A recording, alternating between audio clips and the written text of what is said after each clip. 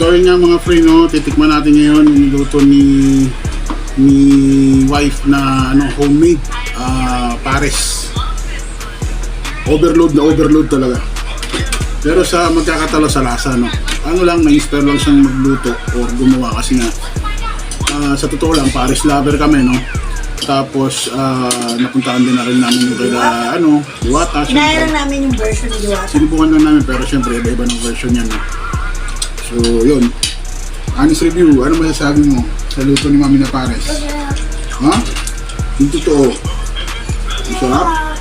Anong may kulang ba? Wala. May sobra ba? Ano? Wala. Simula ka ba? Sip-sip ka lang yata eh. Ikaw naman, hindi na ito yung nagluto mo. Sa akin, ito rin panlasa ko na gusto ko eh. Homemade ala Diwata. Pares overload. Walang kulang. Yung sabaw lang.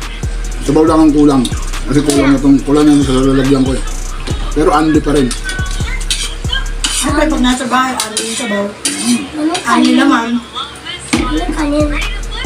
Ay, mahirit ito kasi. Nasubukan nyo rin mga free, no? Subukan nyo rin gumawa ng sarili ng version. Kala ko naman mahirap. Homemade ala pares ni Diwata. Madali lang pala. Madali lang, nasabi ko madali kasi hindi mo ito eh. Kanin. Pagkatingin lang ako. Ano rice mo? Ano na nga? Yun mga free, masarap. Wala kang masasabi, wala kang hanapin. Subukan mo rin. Pares. Homemade ala pares ni Diwata. Homemade pares. Yun. Tutuloy na namin pagkain namin mga free, no?